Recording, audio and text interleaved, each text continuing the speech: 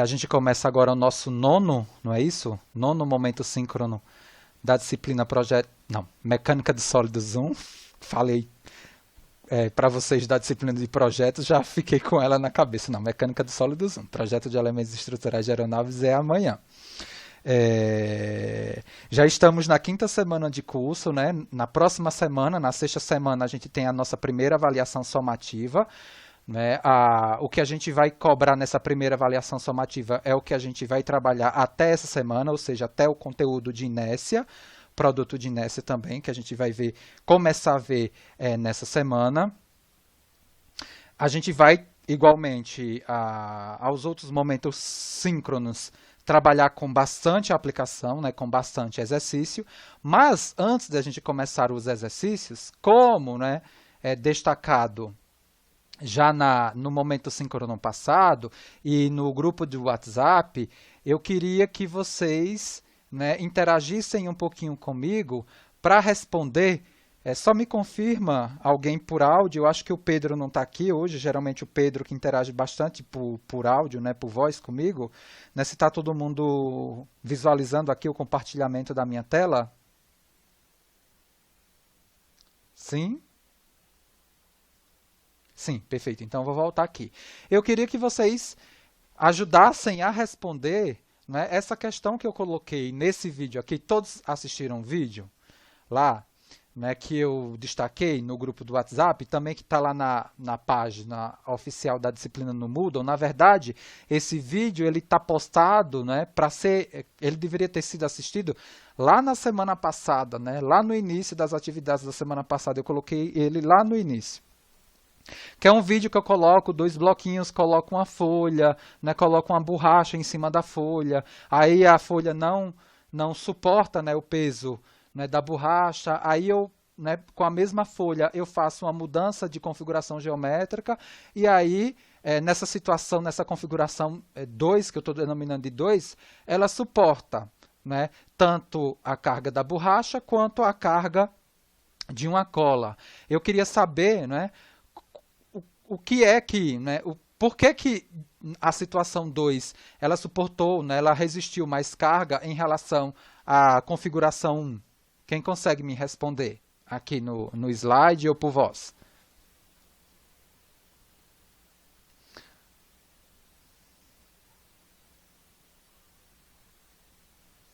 O Wilson está falando aí mudança no centroide da figura. Alguém tem mais uma resposta?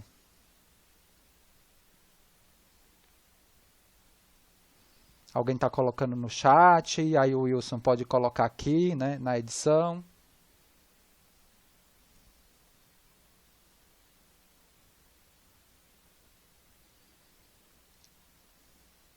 Vocês viram que a mudança que existiu ali foi uma mudança de seção transversal, né?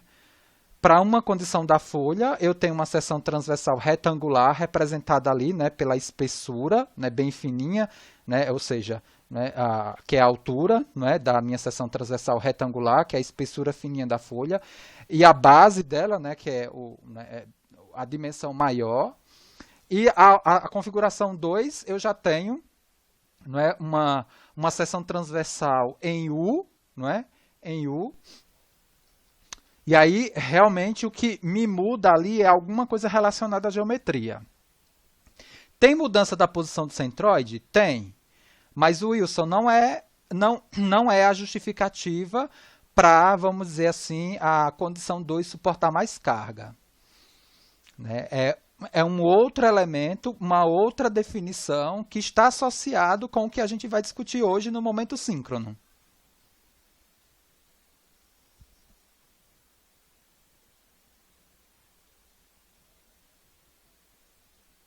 Momento de área, de primeira ou de segunda ordem? Porque de primeira ordem é momento estático. Também não seria, né? Não seria justificativa para ela suportar mais carga.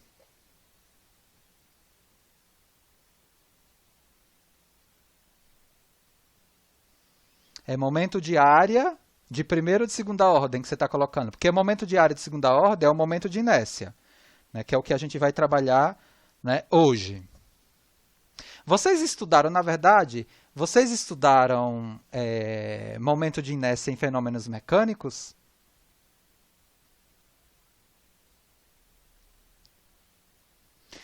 É, sim, perfeito, superficial. Mas o momento de inércia que vocês estudaram lá em fenômenos mecânicos, ele vai ter uma pegada um pouco diferente do momento de inércia que a gente vai estudar aqui. Porque lá vocês viram que o momento de inércia era uma integral dada por quem?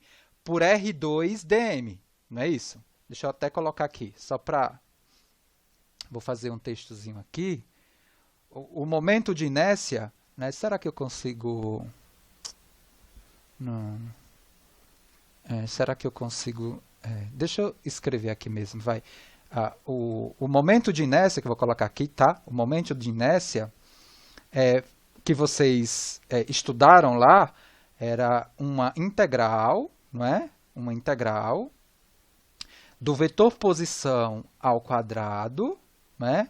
No diferencial de massa. Vamos lá. O momento de inércia que a gente vai estudar aqui é uma característica geométrica da seção transversal, é algo puramente geométrico. E aqui não, aqui tem algo relacionado à massa. Só que da mesma forma que a gente fez lá no centroide, né, que saiu de centro de gravidade e foi até centro de massa e depois centroide, é algo que também a gente, vamos dizer assim, consegue transpor a ideia física do momento de inércia de massa para o momento de inércia de área. Tá?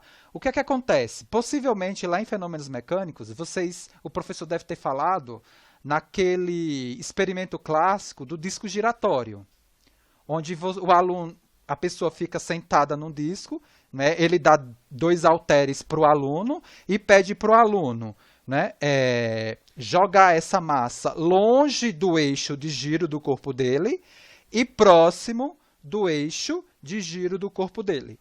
O que é que acontece quando você gira com a massa longe, né, do eixo de giro? Ou seja, eu vou ter um vetor posição, né, em relação à minha massa maior e, consequentemente, eu vou ter um momento de inércia físico maior. E o que é que acontece? Ele gira mais ou gira menos? Reflita aí um pouquinho. Ou quando você observa, por exemplo, os ginastas, né, em competições, né, de Olimpíada ou Copa do Mundo, por exemplo, a Daiane dos Santos, a Flávia Saraiva, né, e outros ginastas, quando eles vão dar aquelas piruetas, né, aqueles saltos, triplo, mortal, tal, você vê o atleta com os braços e as pernas todas esticadas fora da linha de rotação do corpo, ou você vê, né, o atleta com os braços e as pernas unidas, próximas à linha de rotação do corpo? Qual a situação que você observa?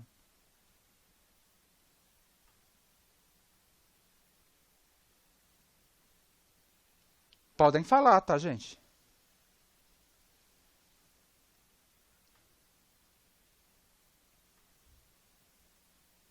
Os braços são abertos? Você vê os atletas saltando, fazendo salto triplo, saindo com os braços longe da linha de rotação do corpo? Ou você vê o atleta, né, com... Eles fecham tudo, né? Eles fecham os braços e juntam as pernas o máximo possível. Por quê? Porque com isso, se você observar aqui essa integral, com isso ele diminui a inércia e, consequentemente, ele gira mais em torno do eixo de giro do corpo dele, né? Porque essa é a lógica da definição, né, de inércia física, né? Uma quantidade de massa, né, que gira em torno de um dado eixo, ou seja, é uma quantidade de massa que gira mais facilmente ou menos facilmente em torno de um dado eixo. Essa definição a gente leva para o geométrico. Tá? O momento de inércia ele vai ser uma grandeza, né, puramente geométrica, caracterizada como segundo momento de área, não é? E vai me quantificar essa tendência, né, de resistência ao giro de uma dada área em relação a um dado eixo. Né? Quanto maior a inércia, maior a resistência de giro em torno de um dado eixo. Tá? Então, transportando essa situação física para a situação geométrica e olhando o que você observou aqui no vídeo, quem consegue agora me responder de forma mais fidedigna, né? Agora sim, juntando todas essas peças, o que é que provocou, na verdade, que a configuração 2, né, ela suporta mais carga, ou seja, ela gira menos em torno, né, do eixo ali, perpendicular à longitude ali daquela minha, entre aspas, viga, daquela minha barra.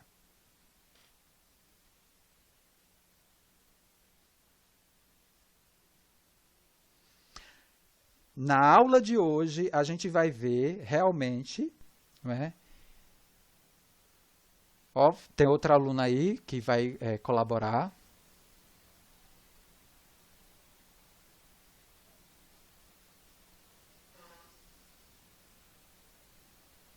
Quem é a...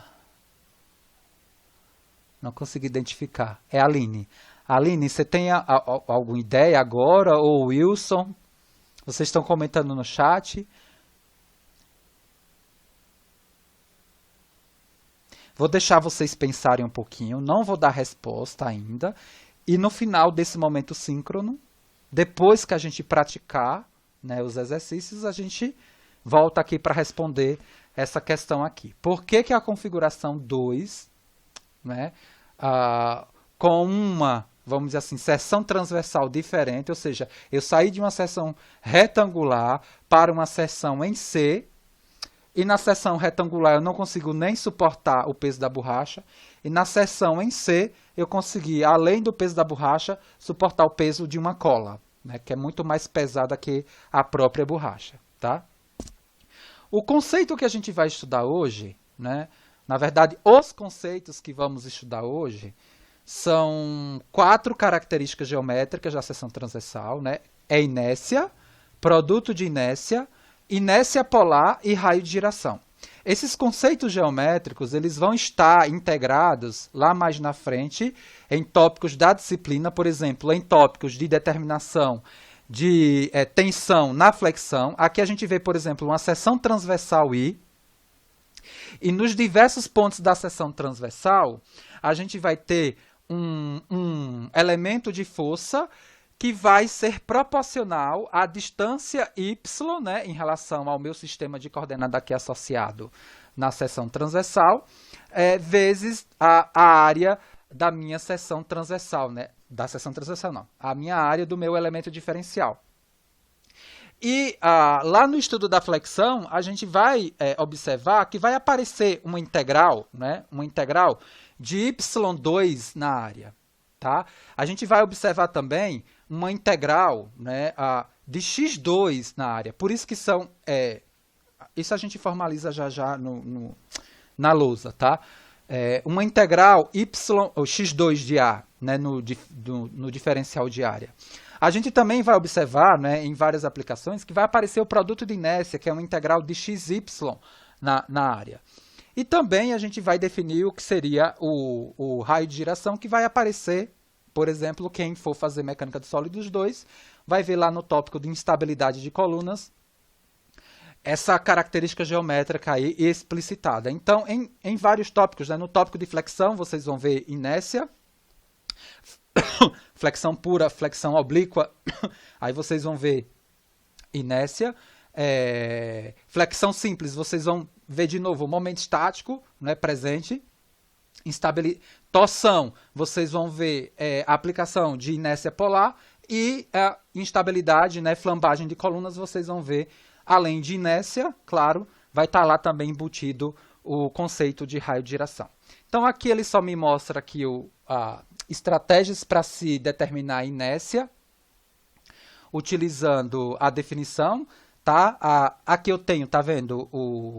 Isso daqui no elemento diferencial, né? o DYX, o DIY, o DIX, o DIY, ou seja, o momento de área de segunda ordem, tá? Porque o momento de área de primeira ordem é só no Y e só no X. Por isso, como é ao quadrado, é o de segunda ordem. É como se a gente estivesse pegando uma medida da tendência de giro, não é, da área em relação aqui, por exemplo, ao eixo Y. Tá? Por isso que a tendência de giro é como se fosse força vezes o braço, mas não é, né? É a área vezes o braço aqui ao quadrado. Tá? Tá? O braço, ou seja, a área gira em torno de y numa distância x e a área gira em torno de x no braço y. Por isso que eu tenho o dix, o y2 e o diy, o x2. Na verdade, como isso aqui é diferencial, mas para eu ter o valor do ix e do iy, basta eu passar a integral. Então, por isso que eu vou ter, por definição, né, o ix é a integral de y2 dA, o IY é integral de x2 dA. Aqui ele não está, na verdade, explicitando o produto de inércia, né? Mas o produto de inércia, o IXY, é integral de xy dA. Veja que a gente vai ter aqui comprimento ao quadrado vezes comprimento ao quadrado, isso mesmo. A unidade de inércia é a unidade de comprimento à quarta, né? Diferentemente da unidade de inércia da física, né? Que é comprimento vezes massa, tá? A gente vai, de alguma forma, aplicar o conceito de inércia polar. Na verdade, a inércia polar é a soma das inércias retangulares, tá? Isso é muito tranquilo. Tá? Vamos trabalhar o conceito de raio de giração, né? Raio de giração, qual é o... Vamos aqui minimamente apresentar, né, o conceito. Eu tenho uma área, tá, no plano, e o raio de giração, na verdade, é a medida, tá? É uma medida de tal forma que eu consiga concentrar essa área a uma certa distância da minha mesma referência aqui, da situação original, no sentido de eu recuperar nessa configuração a inércia da configuração original. Tá? Então, a gente vai ver que o raio de giração, não é justamente essa medida que me dá o produto, né, dela ao quadrado vezes a área, né, porque aí eu tenho que dar compatibilidade das unidades, é igual à inércia da condição da área original. E, por fim, no momento síncrono de hoje, a gente vai trabalhar com o teorema dos eixos paralelos e vamos utilizar, na verdade, as tabelas com informação de inércia. Aqui não tem produto de inércia, tá? Mas a gente teria que ter inércia e produto de inércia de figuras básicas para calcular inércia e produto de inércia de figuras mais complexas. E aí, no final do momento síncrono, ou no próximo momento síncrono, a gente responde essa pergunta daqui. Não vou responder, porque a ideia é que vocês respondam. Pensem um pouquinho, mas com a aula de hoje, com o que a gente vai trabalhar, a gente deixar que vocês respondam. Porque se eu der a resposta, perde a graça. Tudo bem? Agora eu vou aqui compartilhar a minha lousa e só formalizar aqui alguns elementos que a gente destacou, né? O que a gente vai estudar hoje aqui e aplicar hoje aqui, na verdade, é momento de inércia, né? A gente vai trabalhar momento de inércia.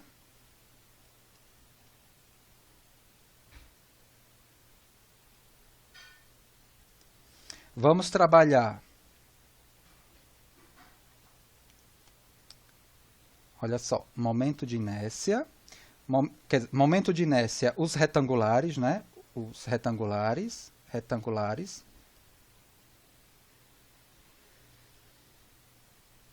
né? O IX e o IY. Vamos trabalhar o momento de inércia polar,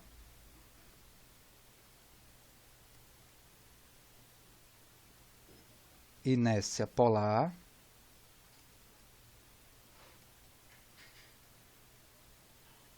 importante no estudo de torção de eixos, tá? E vamos trabalhar também produto de inércia. Produto de inércia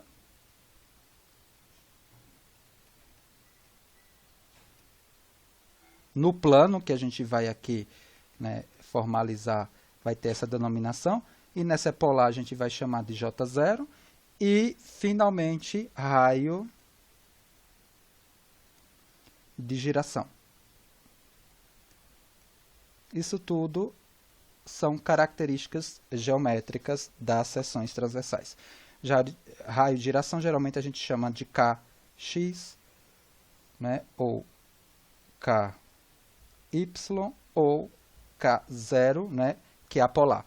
Então, o que a gente vai, né, fortemente trabalhar hoje é numa situação, né, de área plana, o sistema de coordenada plano, né, vamos aqui trabalhar no sistema clássico, né, XY.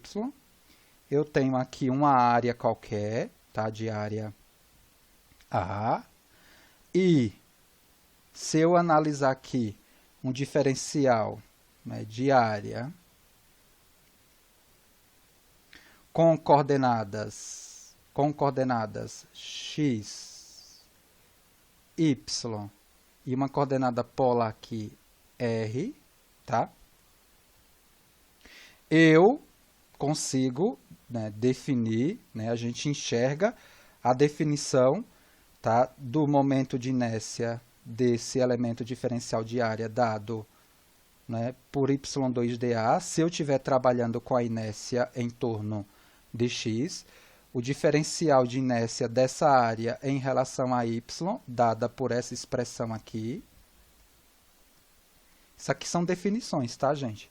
E aí a gente já mostrou onde a gente vai aplicar. E de alguma forma a gente ligou essa definição a uma definição física que você já viu lá em fenômenos mecânicos. Para eu quantificar, né, a inércia total dessa área, basta eu passar o operador integral aqui, né, nesse elemento aqui. Então, eu tenho integral de y2dA e o y integral do x2dA. O produto de inércia diária, né, ele vai ser representado por essa integral aqui, xydA. Né? Eu poderia ter colocado aqui em cima, ó, o diferencial do produto de inércia, que seria o xydA. Tá? Também, e aí para eu quantificar o produto de inércia total, é passar o operador integral. Por definição, a inércia polar, né, que eu chamei de J0, ela vai ser integral de R2dA. Só que se você observar, né, por Pitágoras aqui, ó, eu sei que R2 ele vale x2 mais y2. E se eu substituir isso aqui, ó, eu consigo identificar que o J0, na verdade, é a soma das inércias retangulares. Isso me guarda um aspecto, né, tensorial. A gente vai discutir isso no próximo momento síncrono, né? Tá? Mas a invariância da inércia aqui, tá? Tudo bem, mas isso a gente discute no próximo momento síncrono. E, por fim, tem a questão do raio de giração, que ela me dá uma medida de distribuição de área em relação a um dado eixo, né? Foi o que eu tinha comentado, né? Eu tenho, sei lá, uma situação original aqui, xy, de uma dada área, e aí eu pego, né, e tento calcular o raio de giração, né, dessa área. Eu faço o quê? Eu concentro essa área aqui, numa dada posição, por exemplo, aí eu estou buscando aqui o raio de giração, que é x, essa área é a mesma dessa daqui. A única condição que eu tenho que buscar é justamente a definição de raio de giração, que é o produto, tá, dessa distância ao quadrado, que é o raio de giração Kx, vezes a área, me dando a mesma inércia que a seção original. Tá? Então, da mesma forma, eu posso definir o Ky e o K, né, o raio de giração polar, o raio de giração em torno de y e o raio de giração polar. Essa característica daqui, ela vai aparecer, por exemplo, quando a gente for estudar, a gente não, né? Quem for fazer mecânica dos sólidos 2 e for estudar, né, flambagem, né, de colunas. Perfeito. Então, o que eu quero agora, né, nesse primeiro momento aqui de aplicação, é utilizar a definição. Olha só, igualmente ao caso de centroide, não vai ser o objetivo aqui do nosso curso focar a aplicação da definição, ou seja, do cálculo de integral para se determinar a inércia e produto de inércia de figuras planas, tá? Não, na verdade a gente vai... As nossas seções transversais aí, que vão caracterizar as seções de viga, por exemplo, elas são seções bem complexas e não dá para calcular, por exemplo, inércia e produto de inércia dessas seções complexas utilizando a definição. Na verdade, a gente vai utilizar informação tabelada e aprender como, né, levar essa informação tabelada, possivelmente por meio do teorema dos eixos paralelos, né, compor a inércia dessas figuras mais complexas. A gente vai, né, tentar praticar isso hoje. Mas é bom sempre fazer uma aplicação da definição para que vocês enxerguem, vamos dizer assim, a estratégia, né, de obtenção daquelas informações tabeladas, pelo menos para uma figura plana que vai ser a figura retangular. Então, aqui eu tenho um sistema plano XY. Eu tenho um sistema plano aqui XY e eu tenho um retângulo, tá, de altura H e base B. Tudo bem? Veja que aqui eu tenho um sistema de coordenada associado ao meu retângulo. E esse sistema de coordenada está associado, respectivamente, a base, ou seja, ao lado horizontal inferior, ou seja, o x está aqui, e o y está associado ao lado vertical esquerdo. Mudou a referência, gente, vai mudar a cara da inércia e do produto de inércia. O que a gente está fazendo aqui, é justamente o cálculo do ix, onde o x está aqui. Se eu tiver um x passando pelo centroide, é um outro i. É uma outra inércia. Eu vou colocar, sei lá, ix', é uma outra inércia. O que a gente está caracterizando aqui é a inércia do retângulo em relação a um sistema de eixos que passa pela base e pela altura nessas posições aqui, respectivamente. Tudo bem? Então, o que a gente vai fazer aqui? Para caracterizar, por exemplo, a inércia em x, a gente precisa, na verdade, da integral, para a gente calcular a inércia, deixa eu colocar aqui, a inércia em x, a gente precisa da integral do y2dA. É só pensar, né, como momento segundo de área, ou seja, eu vou ter uma área e vou ter uma tendência de giro da área em relação a x. Então, o meu braço é y. Então, para a gente aplicar a definição de uma forma mais tranquila, o elemento diferencial aqui, né, que a gente vai compor, ele vai ter, né, uma base dy, tá? Tudo bem? E uma distância, né, sempre y de todos os pontos desse meu elemento diferencial, porque tem que ser, né? Ou seja, todos os pontos do meu elemento diferencial, ele tem que ter o mesmo braço para que faça sentido aqui o cálculo, tá, da minha inércia, aqui no caso x, né, pela definição. Então, o meu diferencial de área aqui, ele vale o b, né, vezes o próprio dy, né? Olha só, né? Então eu tenho aqui o comprimento b e a altura y, e eu já consigo, na verdade, substituir o meu diferencial de área na minha integral que caracteriza aqui o i de x, e agora eu posso explicitar os elementos aqui da minha integral, né? Ou seja, os integrandos aqui, né? Ou seja, eu vou integrar agora em y, né? Ou seja, de 0 a h, do y2, e o dA vale quem? B dy.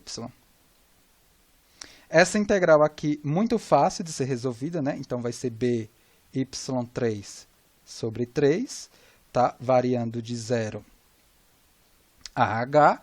Então, eu tenho aqui que a inércia em x do retângulo para o x passando no lado horizontal inferior, valendo bh ao cubo sobre 3. Vocês vamos dizer assim, vai internalizar na cabeça de vocês. Ah, qual é?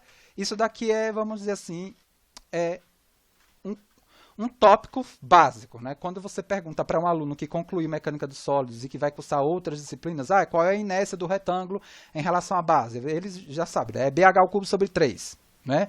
Se você fizer algo similar, né? Ou seja, pegando aqui, por exemplo, né, um elemento, deixa eu mudar a cor aqui, pegar um elemento para calcular o y, né? Pegar um elemento agora paralelo ao eixo y, né?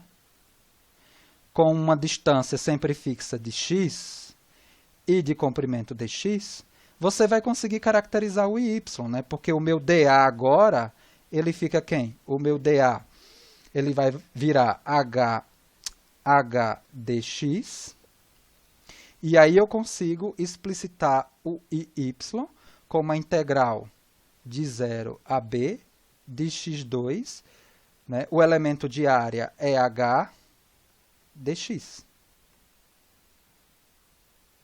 E aí essa integral é fácil de se calcular.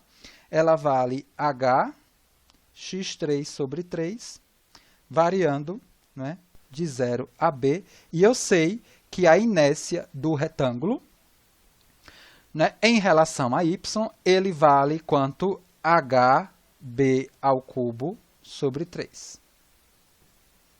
O que é que essa expressão aqui da inércia em x e da inércia em y, em relação a essas referências, me apresenta? Veja, se eu tiver um h, né, maior, né, muito maior que a base, a tendência de giro em torno de x vai ser bem menor, não é, do que a tendência de giro em torno de y. Tá? Por quê? Porque o h aqui está ao cubo. Quanto maior a inércia, menor a tendência de giro daquela área em torno de um dado eixo. Você pode fazer isso, ó, olha só. Quem tiver uma régua flexível aí na sua mão, tente, ou depois eu abro a câmera aqui para mostrar isso para vocês. Né? Você pega a régua flexível e tenta flexionar ela, né, numa situação onde a base é muito maior que a altura, e tente flexionar a viga, né, na situação onde a altura, né, ou seja, a altura é muito maior que a base, e veja qual é a situação mais fácil de flexionar a viga, uma ou outra. Isso também vai te ajudar a responder a primeira pergunta que a gente iniciou aqui no momento síncrono, tá? Isso tem a ver aqui, ó, com o que a gente está estudando. E, finalmente, o que eu quero fazer aqui é calcular a integral, né, do produto de inércia para o retângulo, para essa situação. O produto de inércia aqui, ó, ele é mais fácil de ser calculado. Vou poluir aqui o desenho, tá? Por um elemento diferencial de área aqui, ó, dA, com distâncias fixas aqui, y e x. E aí, ó, o que é que acontece? Eu vou... Deixa eu ver se tem espaçozinho aqui. Não tem. Vou mudar para a próxima página, tá? E aí vocês recuperam depois. Eu vou ter o produto de inércia dado por essa integral aqui, xy dA. E aí eu sei que o dA, para essa situação, é um comprimento diferencial x dy. E aí eu consigo abrir o meu produto de inércia como uma integral dupla, variando em y e variando aqui em x, nessa condição dx dy. E o produto de inércia calculado, né, para a área retangular nessas referências, ela me dá esse valor aqui, b ao quadrado, h ao quadrado, sobre 4, tá? Bom, essa foi a primeira situação, tá? Utilizar a definição para calcular inércia e produto de inércia, e a gente poderia aproveitar também e calcular a polar, né? A polar é fácil porque basta eu somar o ix e o y dessa situação, me dando BH sobre 3 h ao quadrado mais b ao quadrado. Perfeito. Um teorema super importante que a gente vai aplicar hoje é o teorema dos eixos paralelos. Eu não vou dar a teoria dele eu acho que tem em aula, em vídeo, está repetido aí várias vezes. O que é que esse teorema dos eixos paralelos me diz? É o seguinte, olha, eu posso calcular a inércia de qualquer eixo se eu tiver a informação da inércia, né, que eu estou chamando aqui de O centroidal, tá? Mais a multiplicação, né, da distância entre esses eixos, tá? O eixo centroidal e o meu eixo onde eu quero calcular a inércia. Ou seja, veja, se eu tenho, olha só para formalizar, eu tenho um eixo x que eu quero a inércia. E eu tenho a informação da inércia tabelada, por exemplo, em relação ao centroide de uma dada seção transversal. Essa distância daqui ela vai ser pega, né, numa direção y. Né? Então, por isso que eu estou colocando aqui, né, dy. Muito cuidado que tem livro que chama essa distância aqui de uma distância associada a x, e aí confunde o aluno. Ele está colocando possivelmente x porque ele está calculando inércia em x, mas não. Na verdade, é uma distância entre os eixos paralelos que eu estou querendo transportar a minha inércia de referência, que é a inércia centroidal. E os eixos obrigatoriamente têm que ser paralelos, porque o teorema é dos eixos paralelos. Se eu tiver a inércia em relação a um eixo centroidal, eu posso obter a inércia em relação a um eixo qualquer paralelo, né, somente se isso daqui for, né, obedecido. Tá? Então, é mais a distância entre os eixos elevado ao quadrado vezes a área, tá? Então, veja que eu estou mantendo aqui, a ordem de grandeza, né? Ou seja, aqui é comprimento à quarta, comprimento ao quadrado vezes área, que é comprimento ao quadrado, me dá comprimento à quarta. Da mesma forma, o IY, ele pode ser determinado a partir do IY centroidal, mais o dx ao quadrado vezes a área. É só eu pensar aqui, em um eixo y e um eixo y centroidal, e essa distância que eu vou pegar é uma distância na direção x. Cuidado que essas distâncias aqui elas podem ter sinal em relação à nossa referência. Como, né, na verdade, essa distância vai estar ao quadrado, esse sinal ele não tem importância no cálculo da inércia, mas muito cuidado, porque essas distâncias com sinal elas fazem todo sentido quando do cálculo do produto de inércia pelo teorema dos eixos paralelos, que eu vou ter essa expressão aqui, E aí o sinal ele vai fazer diferença, tá? Cuidado que essas distâncias, isso daqui não é elemento diferencial, isso daqui é uma distância, tudo bem? E da mesma forma, a inércia polar, ela pode ser trabalhada também por meio do teorema dos eixos paralelos. E aí eu vou confundir agora vocês, né? Eu vou colocar aqui uma centroidal, um asterisco, mais A vezes uma distância aí ao quadrado que eu tenho em relação a esses eixos aí que estão paralelos, tá? Perfeito? Vamos fazer o seguinte, vamos aplicar a questão do teorema dos eixos paralelos para a gente determinar, né? É como se isso fossem exercícios, tá? Eu acabei de calcular, para o retângulo a inércia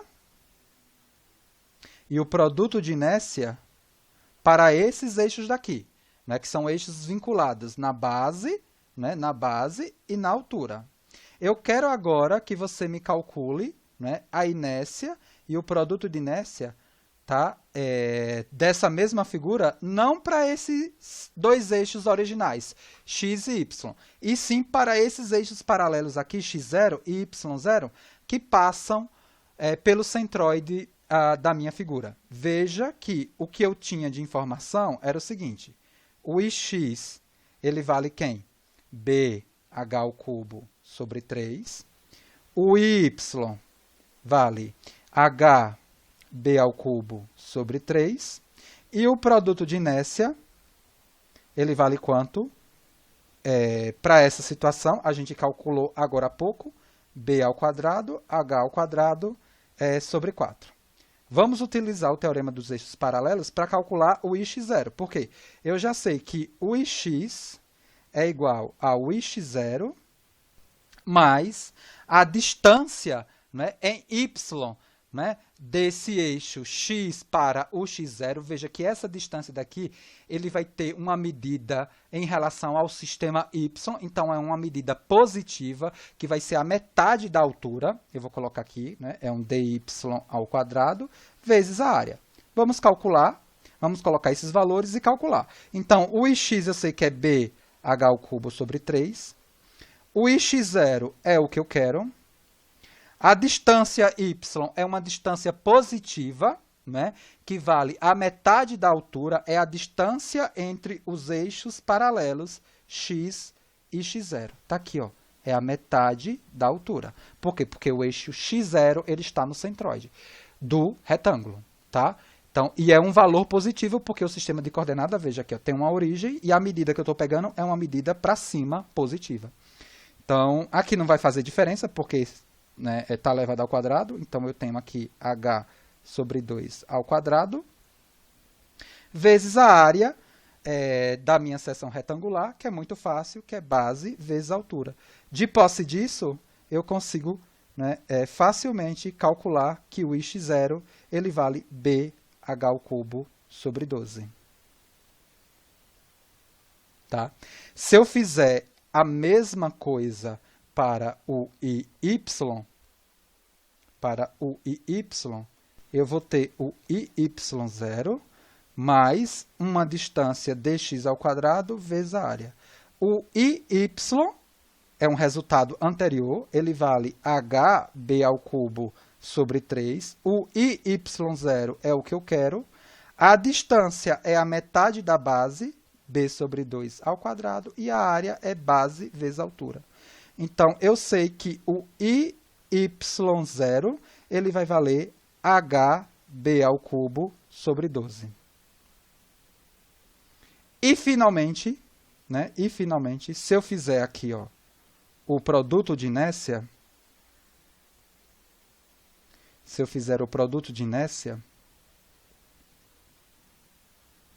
eu sei que, pelo teorema dos eixos paralelos, o ixy é igual ao ixy00, né, que é centroidal, mais a distância dx vezes a distância dy vezes a área. Tá?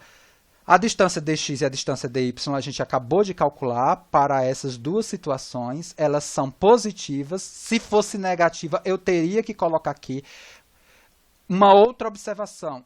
X e y nunca me dão valores negativos, por conta da própria definição. Ó. Se você olhar a definição, de inércia e x e y, é uma integral de coordenada ao quadrado. Nunca você vai ter isso daqui negativo,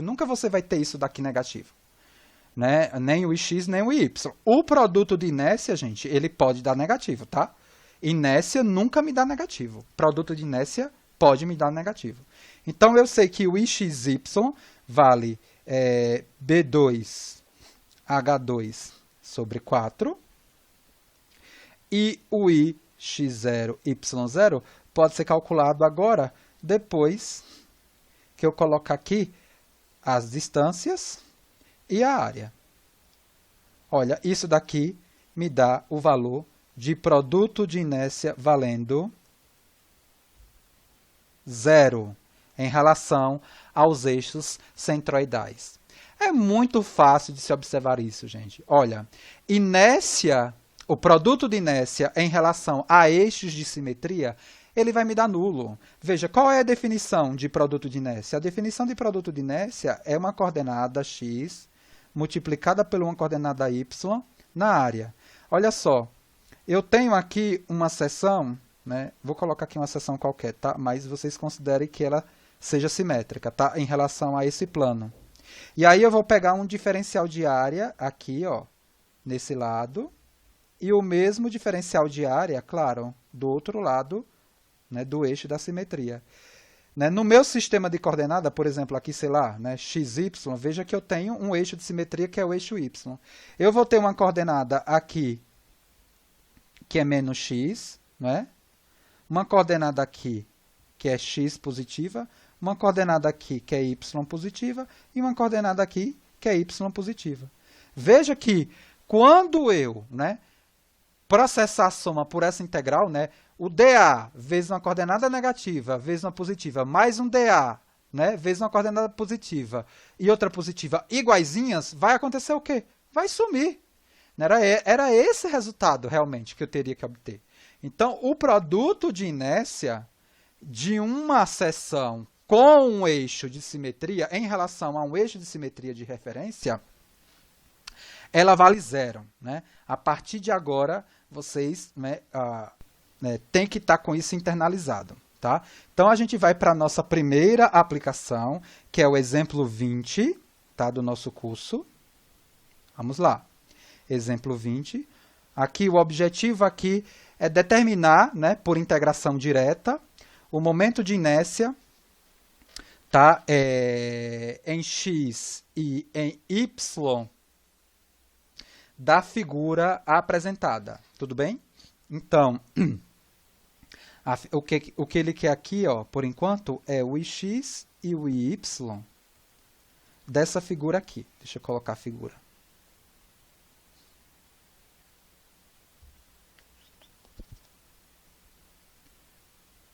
Vamos ver se ele atualiza. Exemplo 20. Está aqui. Então, ele quer que você determine a inércia em x e em y, gente, para esses eixos aqui de referência, tá? Esses eixos de referência. Tudo que você determinar de centroide e de inércia, ele tem um eixo de referência, tá?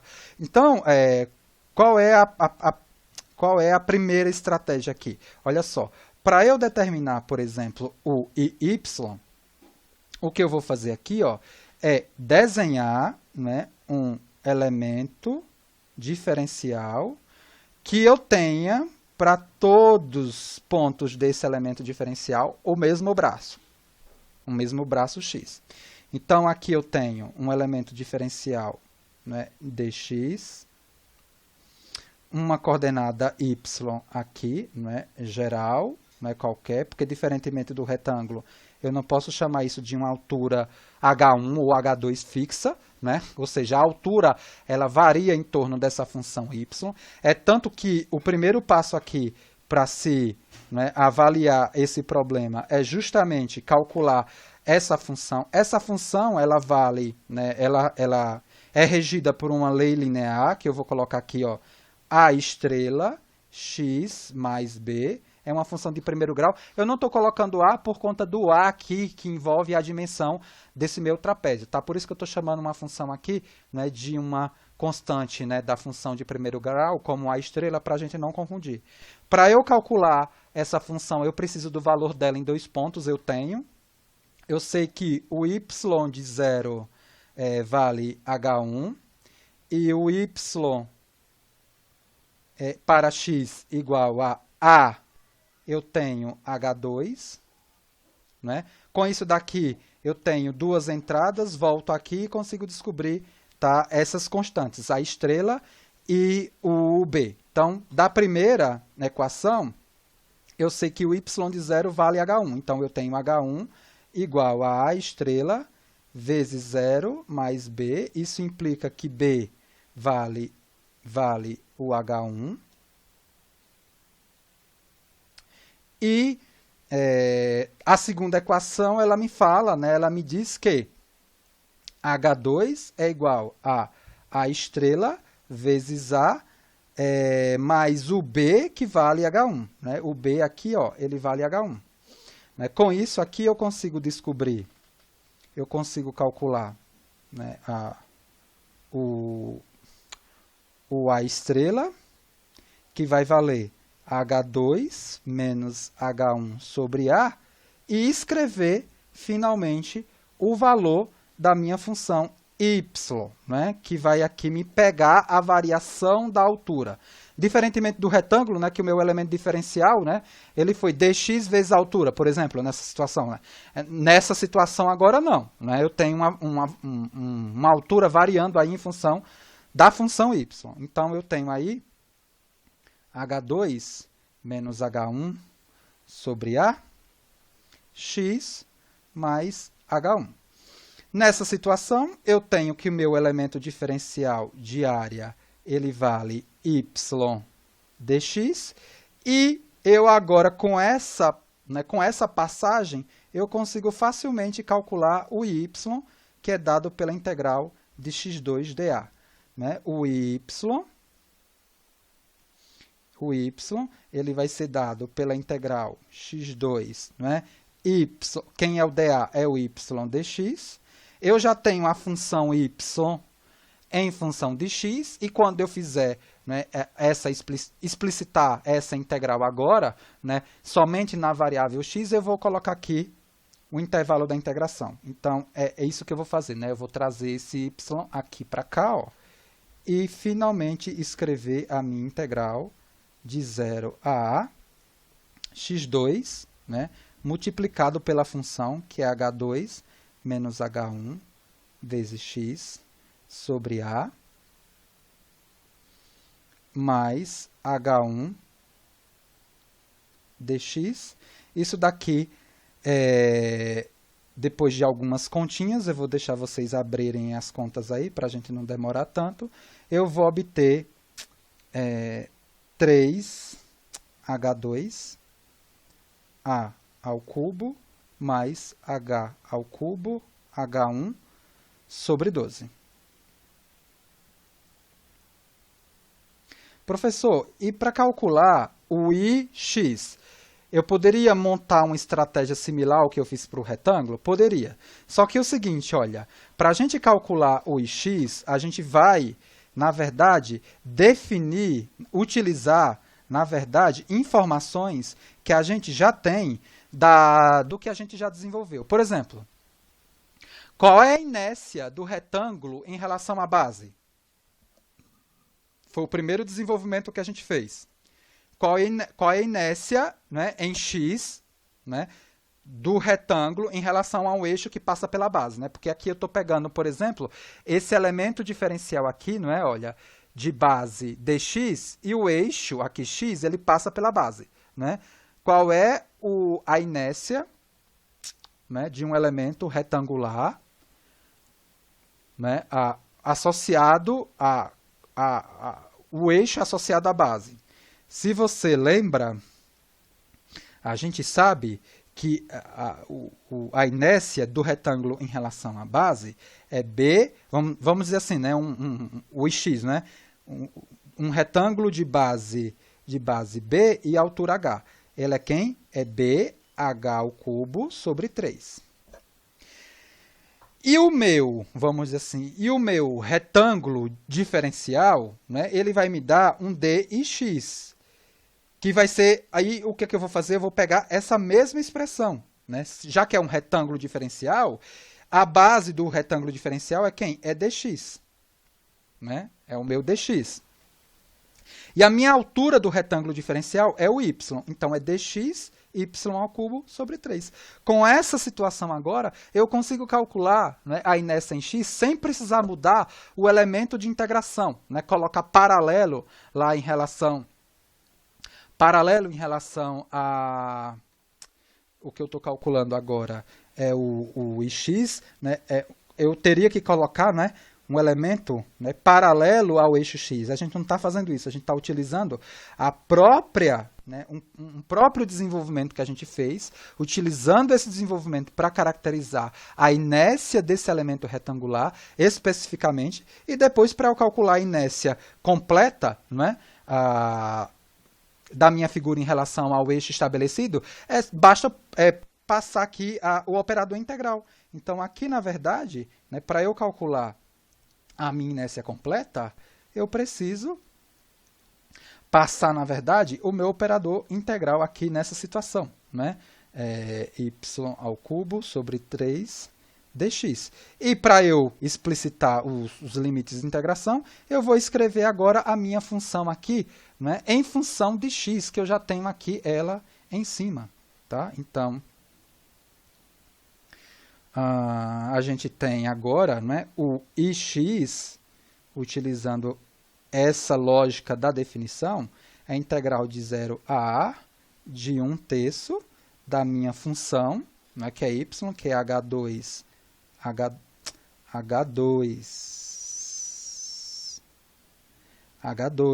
menos h1 vezes x sobre a mais h1, isso tudo elevado ao cubo.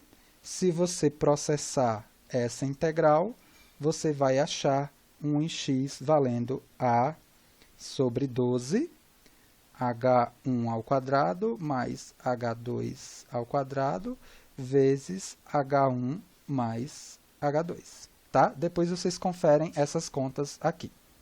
Tá? Então, mas é como eu falei, gente, a gente não vai focar, né? A gente não vai focar a questão de ficar aplicando a definição aí. Mas é interessante que você resolva alguns exercícios aplicando, né, a definição. Eu acho que tem isso na própria lista de exercício. Tem isso também em vídeos, né, que eu já disponibilizei. Eu só estou trazendo aqui mais um elemento. Tá? Mais um exemplo. Tá? Então, vamos para o exemplo 21. Agora, nesse exercício, a gente vai aplicar o teorema dos eixos paralelos. O que ele quer aqui é que você determine agora inércia e produto de inércia para a figura apresentada, em relação aos eixos apresentados. Olha só. Então, a figura é essa daqui, ó.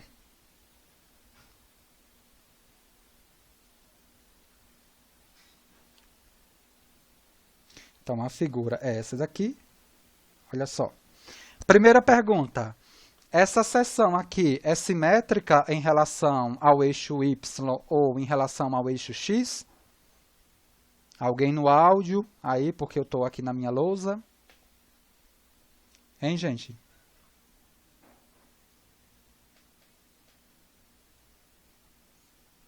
Sim ou não? Do que eu estou vendo aqui, não é?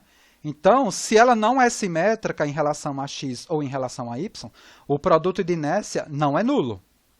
Tá? Então, em relação a esse xy aqui definido no centroide da seção, outra coisa, tá? Essa questão ela poderia, né, não dar o centroide e falar assim, olha, eu quero que você determine inércia e produto de inércia em relação aos eixos centroidais. Aí você teria que calcular os eixos centroidais. Claro que nessa seção aqui é fácil, né, de se determinar, utilizando as estratégias dos momentos síncronos anteriores e do material que foi disponibilizado. E aí eu iria encontrar essa referência daqui, né, de eixo centroidal, postado aqui nesse mesmo ponto C. E aí sim eu seguiria com o cálculo da forma que a gente vai aqui, né, apresentar. Essa seção ela não tem eixo de simetria, então o produto de inércia aqui em relação a xy existe. O que é que a gente vai fazer nesse tipo de questão? Veja, existem várias estratégias que você pode utilizar para resolver esse problema igualmente lá centroide. A gente vai utilizar o teorema dos eixos paralelos.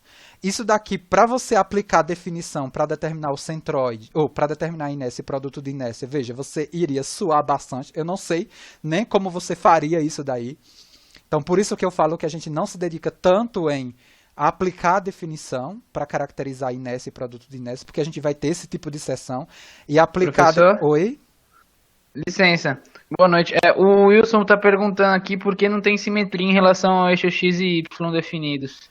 A simetria você recupera somente aqui se essa seção aqui, ó, ela assim, você vai espelhar, né? Pense assim, ó, se você trouxer essa seção daqui para cá, você recupera o que está aqui desse lado?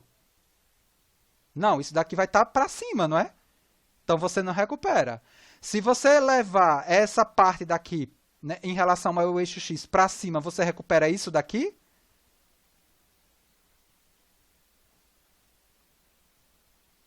Não, não é? Então ela não é simétrica. O que é uma simetria? Não, não. Não é? O que é simetria? É você espelhar, não é, um lado para o outro e você encontrar realmente o outro lado lá espelhado bonitinho. Se eu tombar, né, essa face daqui, esse L daqui para esse lado, esse L não vai estar para baixo. Esse lado vai estar para cima, né? Então ela não é simétrica. O retângulo, né, em relação aos eixos centroidais, é simétrico. Quando você tomba ele de um lado para o outro, você recupera né, a figura que está lá do outro lado completamente. Tudo bem? Ó, né, em relação a esse eixo daqui x, se eu levar essa parte daqui para cima, eu não consigo recuperar isso daqui. Né? Isso daqui para cima vem para cá, ó. Ó, isso daqui para cima, ele vem para cá, ó. O Wilson falou que entendeu, Isso daqui, ó, sim, que não agora é tudo igual certo. a isso daqui. Né? Para eu recuperar a simetria, eu tenho que tombar e recuperar o que está lá do outro lado que foi tombado. Que foi espelhado. Tudo bem? Então, só voltando aqui, para não poluir o desenho, em relação à estratégia que eu vou colocar aqui para resolver, não é somente essa estratégia. O que é que eu preciso pensar? Em algo similar ao que a gente fez em centroide. Eu vou dividir isso daqui em partes, né? Eu vou dividir, por exemplo, isso daqui na parte 1, numa parte 2 e numa parte 3. Professor, eu poderia enxergar outra situação? Poderia. Você poderia, por exemplo, enxergar uma parte 1 inteira aqui e duas outras aqui, né? E diminuir, né? E fazer, né, a subtração das inécias em relação a essa parte inteira em relação a esses dois vazados aqui para me dar, né, esse S aqui, né, ou esse Z aqui. Eu coloquei essa situação. Eu poderia colocar uma outra situação, por exemplo, olha só, deixa eu tirar aqui e desenhar. Eu poderia colocar essa situação aqui?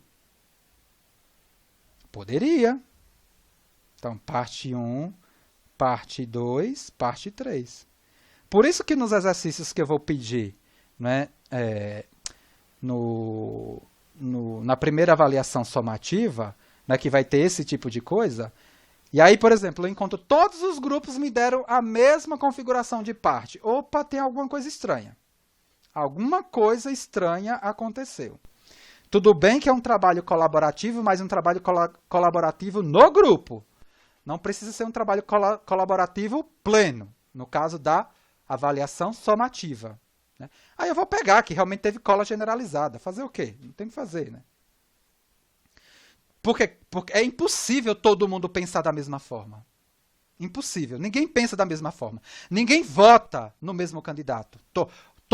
Não existe uma unanimidade. Não tem como. Tá? Então, a estratégia que eu pensei foi essa. 2, parte 2 e parte 3. E parte 3. O que é que eu vou fazer em cada uma dessas partes? Ou seja, são 3 retângulos. Eu tenho uma informação tabelada, né, muito fácil, né, sobre inércia e produto de inércia em relação a eixos que passam pelos centroides de cada um desses retângulos. Qual é a inércia em relação aos centroides de um retângulo de base B e altura H? A gente acabou de desenvolver isso. Quem me fala?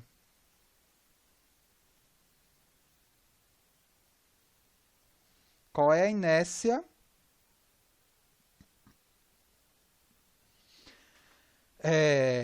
qual é a inércia, né, de um retângulo em relação aos eixos centroidais. Ah, professor, não estou lembrado.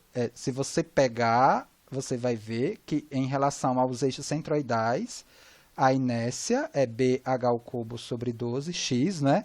A inércia em y é HB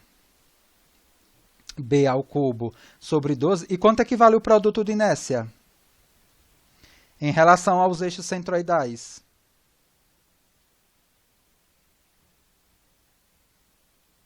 Hein, gente? Do retângulo, vale quanto? 0. Isso já foi mostrado aqui.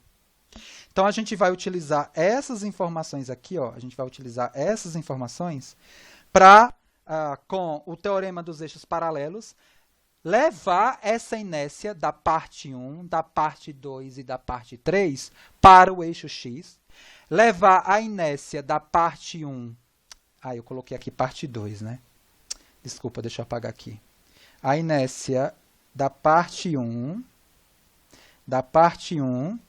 do y, né? Da parte 1, da parte 2, da parte 3 para o eixo y. E também levar o produto de inércia, né? Da parte 1 para os eixos x, y, da parte 2, né? Dos eixos x2, y2 para os eixos x, y, e da parte 3 dos eixos x3, y3 para os eixos x, y, respectivamente. Vamos fazer aqui, ó, o cálculo da inércia e do produto de inércia de cada uma das partes e depois a gente faz o transporte, tá? Então, eu sei que o da parte 1, o ix1, é BH³ sobre 12. Se você pegar a figura, deixa eu colocar a figura aqui novamente. Se você pegar a figura do jeito que eu coloquei aqui, ó, a parte 1, ó, a parte 1, né, essa é a parte 1, a base ela vale 10 e a altura ela vale 50. Então, essa conta daqui, ó, muito fácil, né? Ó. Essa conta daqui, ó, é B10 vezes a altura 50 ao cubo dividido por 12. Então, isso daqui me dá 10,42 vezes 10 a 4 milímetros a quarta. Tá? O que é que eu estou fazendo aqui? Eu estou calculando a inércia da parte 1 em relação ao eixo centroidal x1. Em relação agora, o que eu vou calcular, a inércia em y, em relação ao eixo centroidal y1 associado à minha primeira parte que compõe essa figura mais complexa. Então, o y1, ele vale quem? O y1 é HB³ sobre 12. Eu já tenho essas informações. Eu tenho 50 vezes 10 ao cubo sobre 12. Isso daqui me dá 0,42 vezes 10 a quarta milímetros a quarta. E, finalmente, o produto de inércia em relação aos eixos x1 e y1 vale 0, porque eu já tenho essa informação. Eu já tenho essa informação que foi, né, desenvolvida lá no início do momento síncrono. Veja, agora eu vou para a segunda situação, que é a área relacionada, né, à referência 2, a parte 2, onde eu tenho o x2 dessa parte que coincide com o x, e eu tenho o y2 dessa parte que coincide com o y global, né? Ou seja, são os eixos que eu estou querendo calcular a inércia, né? Mas, especificamente, essa parte, o local coincide com, né, o global. Eu sei que a base, né, desse elemento ele vale 70, né? É só você colocar aqui a geometria, não é? Olha, eu tirei de 90, 20, 10 daqui e 10 daqui, eu tenho 70 aqui, ó. Então, a base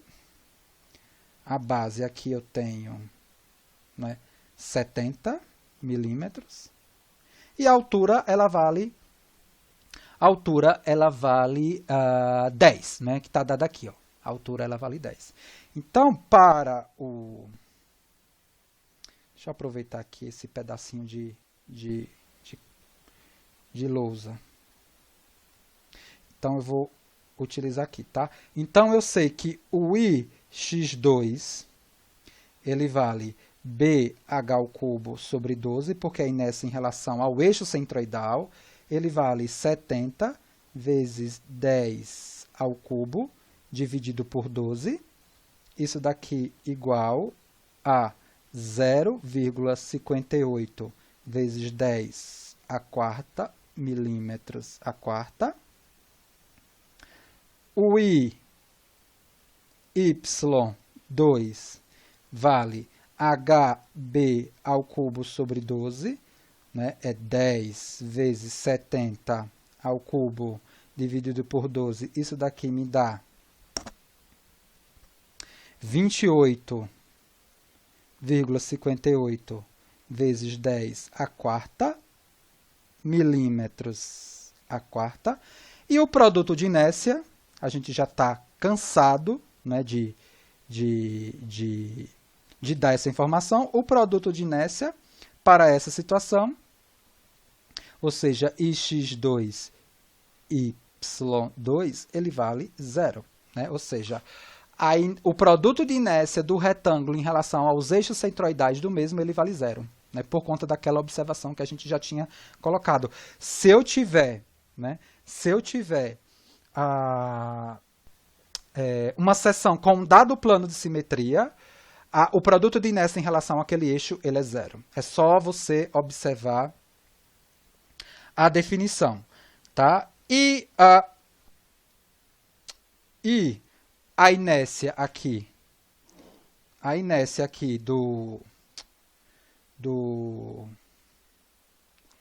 inércia da parte 3, que eu vou destacar agora aqui, ó, a inércia da parte 3, ela é igual, né, x3, y3,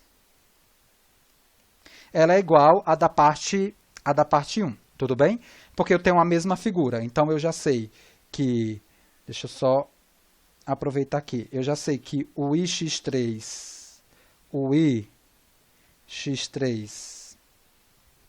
ele vale 10,42 vezes 10 à quarta milímetros à quarta. O y3, ele vale 0,42 vezes 10 à quarta milímetros à quarta. E o produto de inércia, o ixy de 3 e o y de 3, ele vale 0. Qual é o próximo passo? O próximo passo é aplicar o teorema dos eixos paralelos. O que é que a gente vai fazer? Vou colocar aqui a figura novamente. Vou colocar a figura novamente aqui. Olha só. Eu tenho aqui parte 1, parte 1, parte 2 e parte 3. Ó. Na parte 1 eu tenho aqui o x1, na parte 2 aqui eu tenho o x2 e na parte 3 eu vou ter o x3. No teorema dos eixos paralelos, eu preciso fazer o quê? O transporte, não é, de inércia conhecida em relação a eixos, né, paralelos ao eixo objetivo de determinação da inércia. E para eu aplicar o teorema dos eixos paralelos, além da informação da inércia em relação ao eixo x, eu preciso da distância entre o eixo, né, que eu quero transportar e o eixo de referência. Por exemplo, qual é a distância entre x1 e o x? Está aqui, ó. É essa distância daqui. Como é que eu consigo pegar isso? Eu consigo pegar pela geometria aqui do meu problema, né? Eu sei que daqui, né, até essa referência, né, vale 25, né, que é o centroide da figura, né? Eu sei que daqui para cá eu tenho 25, ó. Daqui até aqui eu tenho 25 milímetros. Mas eu sei que isso daqui vale 10 e daqui para cá eu tenho, né, 5 milímetros. Então, a distância entre esses dois eixos vale 20 milímetros. Só que é uma distância em relação ao meu sistema de referência, é o que? Olha, cuidado, positiva. É uma distância em y que eu pego positiva. A distância entre x2 e x não existe, é zero. E a distância entre x3 e x vale, né, em módulo 20, mas quando eu pego em relação ao meu sistema de coordenada, eu sei que ela tem que entrar negativa. Então, eu sei que aqui também tem 20 milímetros, só que essa medida daqui, ó, ela é pega em relação a uma referência de eixos que positivo é para cima de y, ou é para cima de c. Tá? Então, o que a gente vai fazer agora é só formalizar esse transporte aqui. Ó. Então, a gente tem, né, ou seja, eu vou obter o ix através do teorema dos eixos paralelos.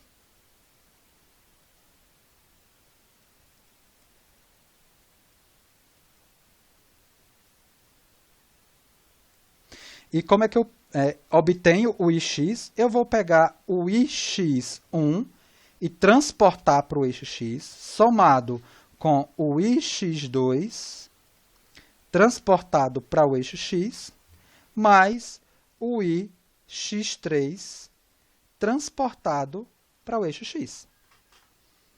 Vamos lá, né? Olha, quem é o ix1 transportado para o eixo x?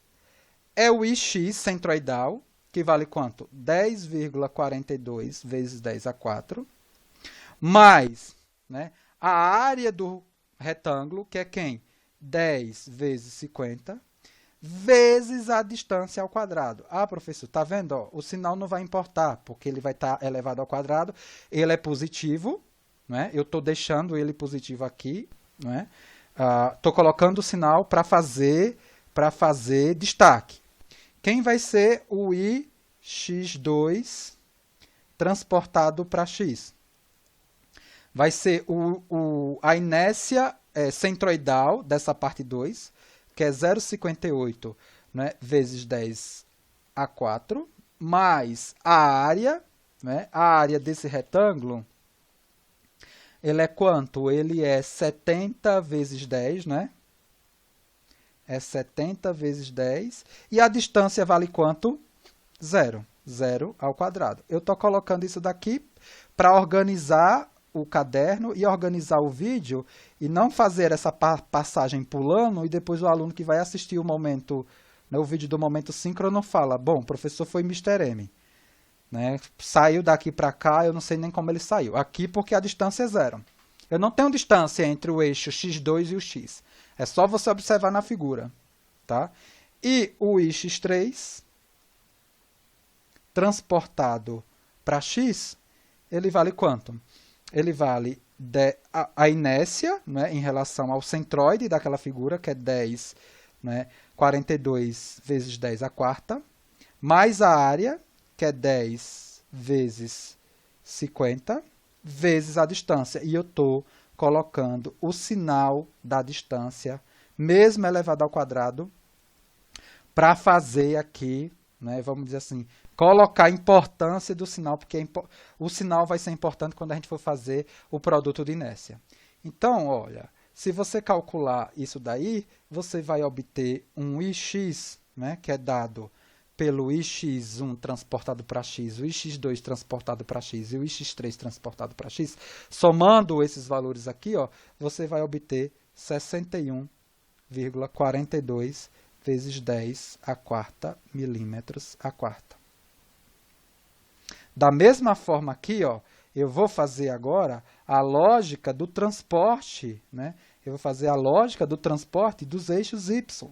Eu tenho aqui o eixo Y1, eu vou ter aqui o eixo Y2, que não tem distância nenhuma, e eu vou ter aqui o eixo Y3. Para eu fazer o transporte, eu vou precisar, olha, obrigatoriamente, dessa distância daqui para cá e dessa distância daqui para cá. Se você olhar nas figuras, essa distância daí vai valer 40. Né? Olha, essa distância daqui para cá vai valer 40. Por quê? Eu tenho daqui até aqui 45. Né? Olha, daqui do centroide até essa medida é a metade, né? É 45 milímetros. E eu tenho aqui, né, vamos dizer assim, 5 milímetros da posição desse eixo aqui local, né, centroidal do retângulo. Então, daqui até aqui eu tenho 5 milímetros.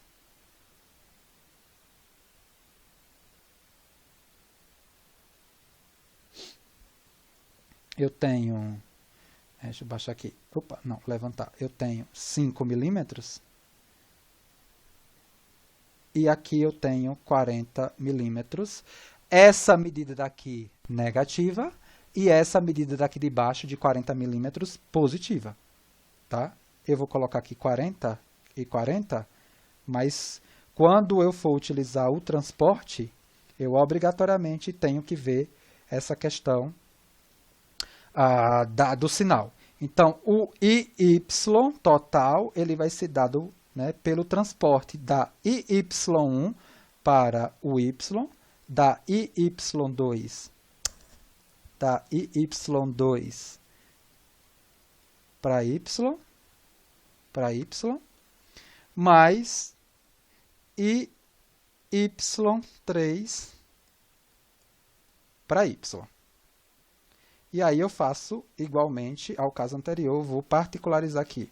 O IY1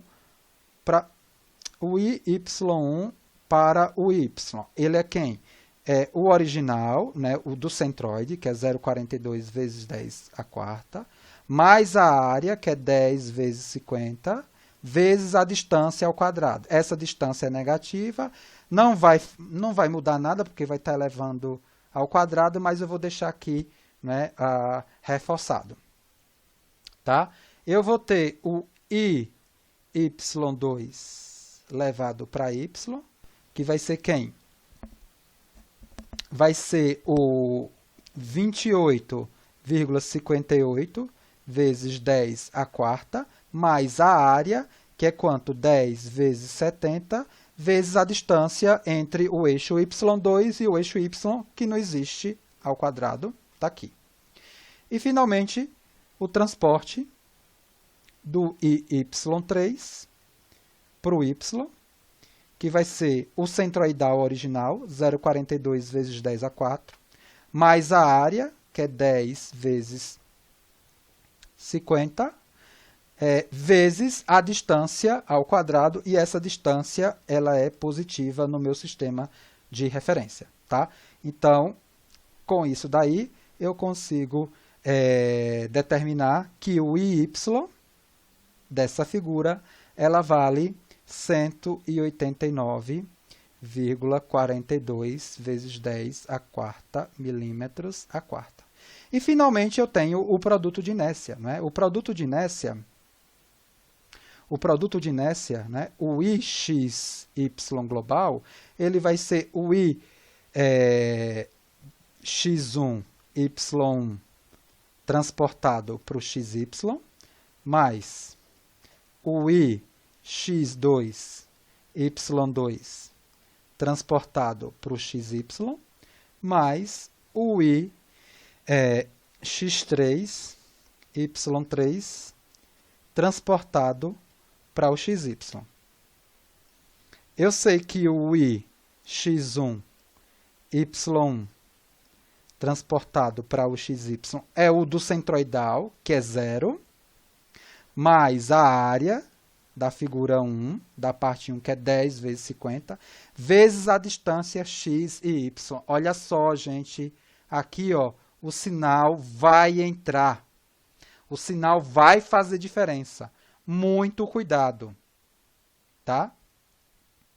O ix2, y2, ele vai ser 0, né, mais a área, que é 10 vezes 70, vezes a distância x e y, é 0, 0, ou seja, isso daqui vai me dar 0. E o ix3, y3, isso aqui levado para o xy, né?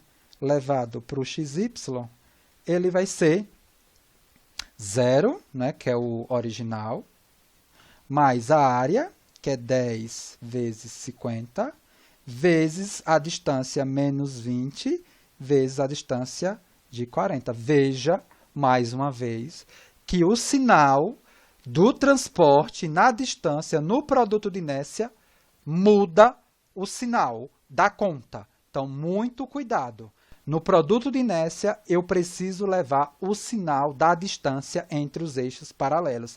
Senão, eu vou estar calculando o produto de inércia errado. Então, o produto de inércia dessa seção agora em relação aos eixos centroidais vale, ó, menos 80 vezes 10 a quarta milímetros a quarta. Tá?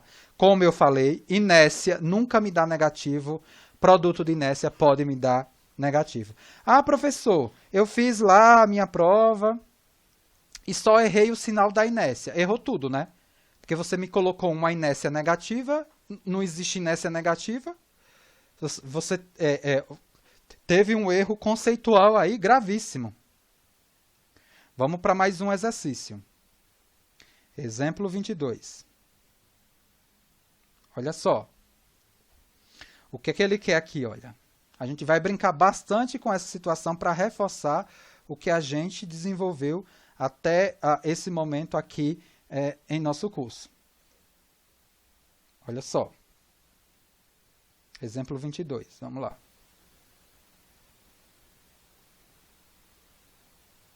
Ele me deu uma figura aqui, retangular, né? Uma figura retangular, 2A e A, e ele está me pedindo aí várias coisas. Olha, ele quer que você calcule a inércia, por exemplo, e o produto de inércia. Nossa, está grande essa inércia e produto de inércia. Deixa eu só...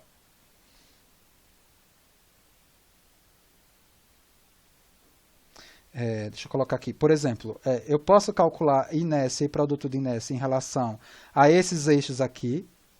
Opa, não. Em relação a esses eixos daqui, x e y. Eu posso pedir para você calcular a inércia em relação aos eixos centroidal, mas o que ele quer aqui, ó, é que você calcule, né, inércia, produto de inércia, inércia polar e raio de giração, inicialmente em relação a esses eixos aqui, x e y. Tá? Então, deixa eu só formalizar aqui. Então, para essa primeira situação, ele quer que você calcule inércia, produto de inércia, inércia polar e raio de giração, por exemplo, em torno de x. Vamos colocar assim. O raio de giração é em torno de x, depois você pode calcular em relação a y, tá? Não é difícil. Ok, então eu já sei que em relação ao retângulo, em relação ao retângulo, a inércia para um eixo em relação à base, ele vale BH ao cubo sobre 3. Cuidado, que a inércia em relação ao centroide, ele vale BH ao cubo sobre 12. Muito cuidado, isso daí a gente já destacou. Mudou o eixo, mudou o valor da inércia. Então, nesse caso aqui, quanto é que vale a base? É 2A. A altura é A ao cubo sobre 3. Inércia, 2A à quarta sobre 3. E Y, eu sei que vale HB ao cubo sobre 3. Então, muito tranquilo. Então, eu sei que H vale a base vale 2A ao cubo sobre 3. Eu vou ter isso daqui, 8A a quarta sobre 3. A inércia polar, o produto de inércia eu não calculei para essa, vocês calculam, tá? Mas o produto de inércia é fácil, tá? É fácil, a gente já sabe que o produto de inércia em relação às bases, ela é dada por quem? Ela vai ser B ao quadrado, H ao quadrado sobre 4. Vamos lá. O B aqui vale 2A, então é 2A ao quadrado, e a altura é A ao quadrado, isso daqui dividido por 4. Isso daqui vai me dar 4A a quarta sobre 4, isso daqui me dá A a quarta. Eu não tinha calculado, mas a gente calcula aqui rapidinho com o resultado que a gente já tinha desenvolvido anteriormente. A inércia polar, ela vale a soma, o ix mais o iy. Então, aqui eu sei que eu tenho 2A a quarta sobre 3 mais 8A a quarta sobre 3. Isso daqui vai me dar 10A a quarta sobre 3. E o raio de giração, aqui, ó, o raio de giração, por exemplo, o polar, ele me pediu polar, mas a gente calcula também o Kx, né? O polar, ele é dado por J0, K0 ao quadrado, vezes a área. Então, o K0 aqui ao quadrado, ele vai ser o J0 sobre a área. Isso daqui, o J0, eu acabei de calcular, que é 10 terços de A a quarta, sobre a área, que é 2A vezes A.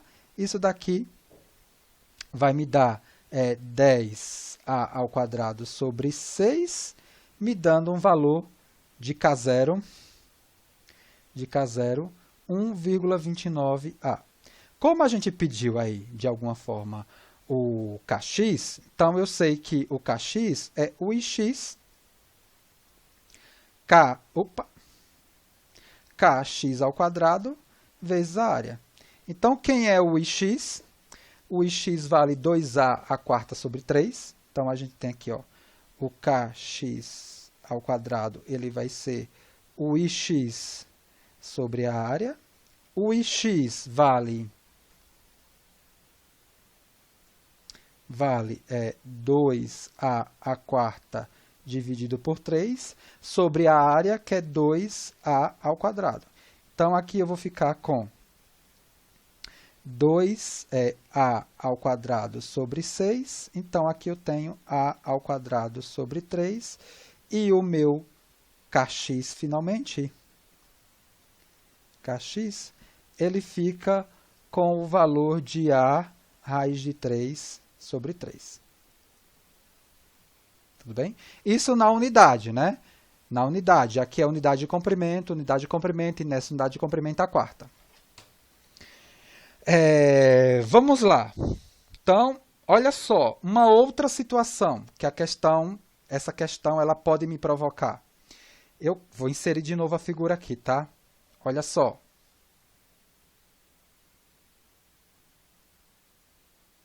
(22). Eu quero que você me calcule a inércia, e eu vou deixar para você fazer as outras coisas, tá? Vou fazer só a inércia aqui para a gente ganhar tempo. Eu quero que você me caracterize a inércia, né, e produto de inércia para esse sistema agora de coordenada, y, x. Quanto é que vai valer, na verdade, aí o produto de inércia? Quem me fala? Para essa situação de referência, eu tenho um plano de simetria?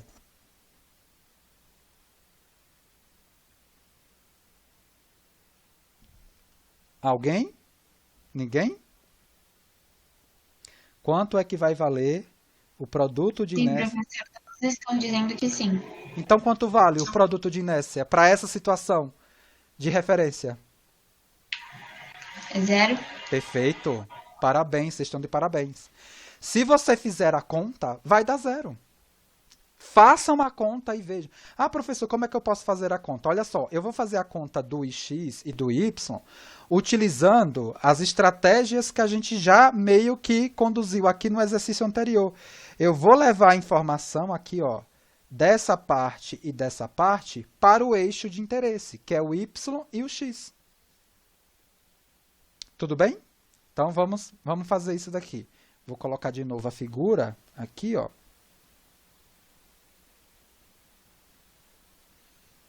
Vou colocar a figura aqui, ó. E o que eu quero agora é a determinação da inércia. Opa! Da inércia e do produto de... Não. Fica aqui, criatura. Deixa eu... Da inércia e do produto de inércia para esse sistema de coordenada aqui, ó. Ai. Y, X. Onde o x é um eixo de simetria. Então, eu vou chamar aqui, né, de parte 1, vou chamar aqui de parte 2. Tá? E aí, eu já vou aplicar aqui a lógica do transporte direto. Né? Ó, o que é que eu vou ter aqui? Né?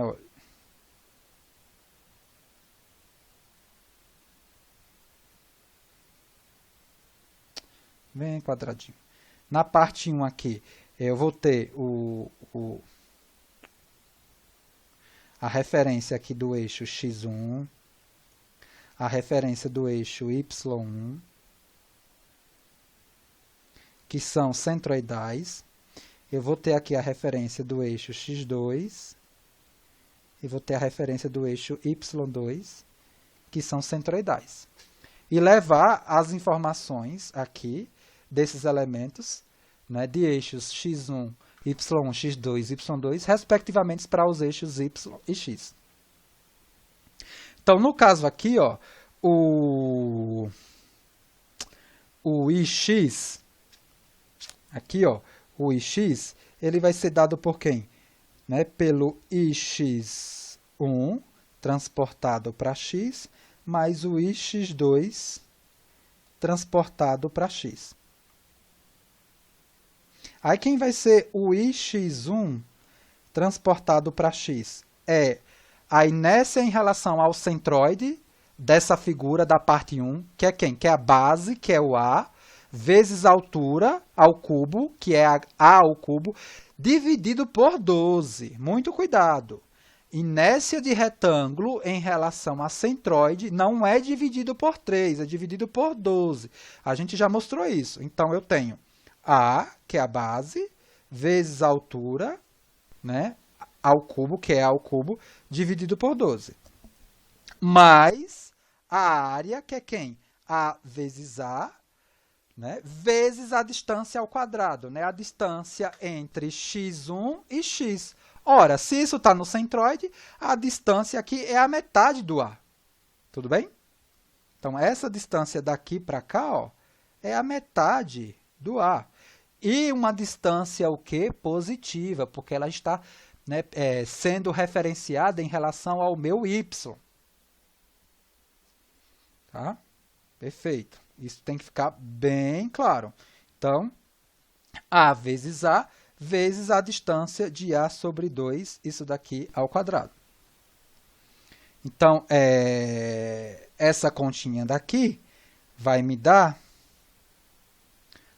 não, eu não fiz essa conta, eu não fiz essa conta parcial. Eu fiz a conta total. E aí você faz a conta parcial. Vou colocar aqui a outra conta, né, do ix2 para o x. Que é a mesma coisa, não é? Vai ser o A, né, base, vezes a altura ao cubo dividido por 12, mais a área, A, vezes a distância, que também é A sobre 2 ao quadrado. Né? Isso daqui vai me dar um ix2, vai me dar um ix valendo, se eu não errei nada aqui, 2/3 de A à quarta. Eu vou deixar aqui, já que a gente está apertado aqui na hora, para a gente tentar fazer a outra questão, eu vou deixar aqui para você fazer 2 terços, não, desculpa, está errado esse valor, eu peguei do raio de giração. Isso daqui não, tá certo, é 2 terços de A à quarta, tá? Tudo bem? Unidade de comprimento à quarta, perfeito. E eu vou deixar para você fazer, né, o y dessa situação. O produto de inércia dessa situação já foi feito, que é 0. Né? Você pode calcular também a inércia polar, o raio de giração polar dessa situação, né? O raio de giração, e aí você calcula. Tá? Vamos para a nossa última aplicação aqui do momento síncrono de hoje. Eu não posso perder esse vídeo de jeito nenhum, né? Exemplo 23. Exemplo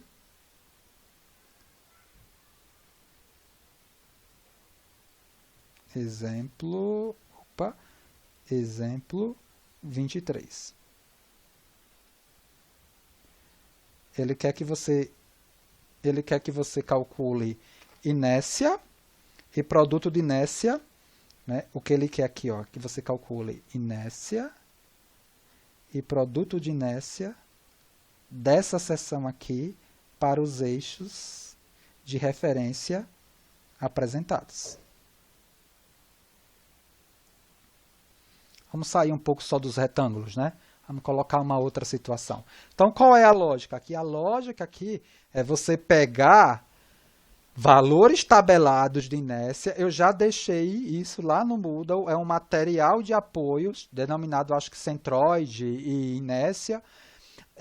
Eu acho que está aí também nos slides do momento, né, síncrono, desse momento síncrono, as informações que eu vou utilizar aqui dessas tabelas para calcular a inércia e o produto de inércia dessa figura em relação a esses eixos. Pergunta: em relação a esses eixos, essa figura aqui tem plano de simetria? Em relação a x, em relação a y, essa figura tem plano de simetria? Sim ou não? Acredito que não, professor. Não, perfeito. Por isso que eu estou comentando. Né? Por isso que eu estou comentando. Inércia e produto de inércia em relação a eixos que ele me dá. Que a questão me dá e que o meu problema, né, de análise me dá. Né? Eles não têm eixo de simetria e, consequentemente, né, eu vou ter produto de inércia aí diferente de 0. O que é que acontece? Qual é a lógica? A lógica é muito similar à questão, né, 21 que a gente fez. Eu vou definir aqui duas partes. Por exemplo, eu vou definir aqui uma parte retangular, total aqui, né, por exemplo, dessa figura. Né, olha, eu posso definir aqui um retângulo, né, como parte 1. Vou destacar aqui para não poluir a figura. Um retângulo da parte 1, xy, total. Esse retângulo tendo que dimensão? 125 por 250. E a parte 2, ele vai ser justamente meia circunferência, né, de raio, né, de 75 milímetros. Na mesma lógica do que a gente fez, né, em centroide, para eu obter, né, a inércia e produto de inércia dessa área aqui achurada, né, destacada aqui, ó, em azul, eu vou, na verdade, subtrair, não é, ó? Eu vou, na verdade, subtrair da inércia do retângulo a inércia e produto de inércia da circunferência. É isso que eu vou ter que fazer. Né? Só que aí eu tenho que, na verdade, calcular, tá, inércia e produto de inércia, por exemplo, em relação a dados que eu já tenha tabelado. Possivelmente você encontra, né, referência de inércia e produto de inércia em relação aos centroides das figuras, né, que é uma situação de interesse. Possivelmente aqui você vai ter a inércia de x, né, 2, e aí se você buscar, né, o centroide, né, a metade da circunferência, ela vai estar na posição que é 3, qual é o valor? Deixa eu pegar aqui, né? 4, é 4R sobre 3π. Né? Na verdade, você tem essa distância daqui, ó, que é 4R sobre 3π. Isso daqui eu acho que a gente já fez, mas a gente consegue encontrar, né, atabelado. Então, vamos lá. Qual vai ser a estratégia? A estratégia é justamente essa. Calcular inércia e produto de inércia do retângulo grandão. Então, eu sei que o Ix, né, na referência da parte 1, ela vai ser base, 125, vezes a altura, que é 250 ao cubo. Isso dividido por 12. Tudo bem? Isso daqui vai me dar 1,63 vezes 10 a 8 milímetros a quarta. Eu sei que a inércia em Y em relação à referência do eixo centroidal, né, associado, né, ao eixo 1, ele é 250, que é a altura, vezes a base, 125 ao cubo, dividido por 12. Isso daqui me dá 0,41 vezes 10 a 8 milímetros a quarta. E o produto de inércia em relação a essa referência, como a gente já sabe, vale 0. E eu vou calcular agora a inércia, né? Vou calcular agora a inércia do eixo, né, do eixo X. Professor, Oi. licença. Como aí não é no eixo de simetria, não seria dividido por 3? Não, eu estou pegando em relação, eu estou pegando esse retângulo, e calculando a informação dele em relação ao centroide. Depois eu vou transportar do x1 para o x. Entendi. Ou eu poderia fazer do jeito que você falou. Eu poderia fazer do jeito que... Olha o que a aluna me perguntou. Eu poderia ter calculado aqui o BH ao cubo sobre 3? Poderia. Por quê? Porque o x, né, da parte 1 já coincidiria com o x global. E aí eu não precisaria transpor. Eu estou fazendo essa questão de um jeito que a gente precisa utilizar e aplicar o teorema dos eixos paralelos, que basicamente esse tipo de questão, né, de figura composta por várias figuras simples, a lógica que você aplica é a transferência, né, da informação centroidal para o eixo desejado. Mas o que você colocou está perfeito. Eu poderia ter calculado, né, vamos dizer assim, para essa parte 1, direto em relação ao x, porque o próprio x local, que seria o x1, iria coincidir com o x e eu não precisaria transpor. É só você fazer essa conta aqui, né? Ó. Pega essa conta aqui, o 125 vezes 250 ao cubo dividido por 3, e você vai ver que vai dar a inércia transportada, que a gente vai calcular. Faz essa conta aí, veja quanto aqui vai dar.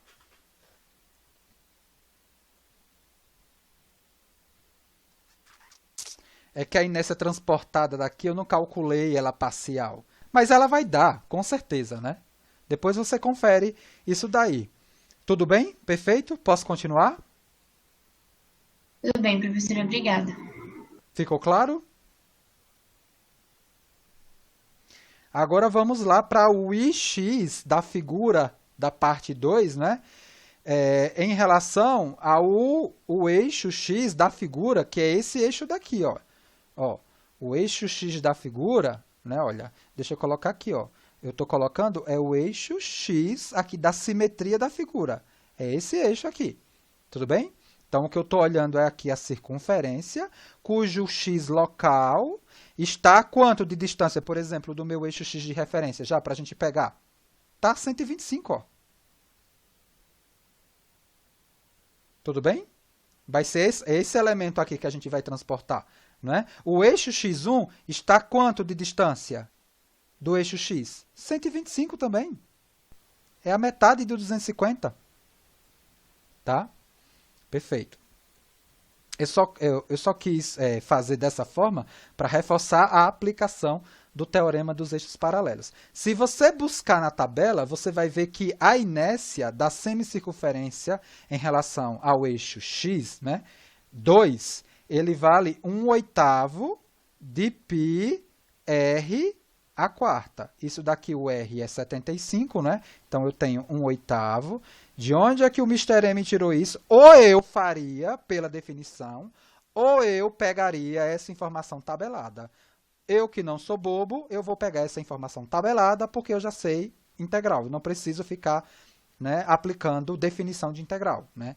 Eu tenho que entender qual é o conceito de inércia e agora, sim, utilizar esse conceito, né, de inércia para compor inércia e produto de inércia de figuras mais complexas. 75 a quarta, isso daqui 0,124 vezes 10 a 8 milímetros a quarta. Então, como é que eu faço agora para determinar o ix? É transpor, não é? O ix1 para o x e transpor o ix2 para o x. Então, o ix1, né, transposto para o x, ele vai ser quem?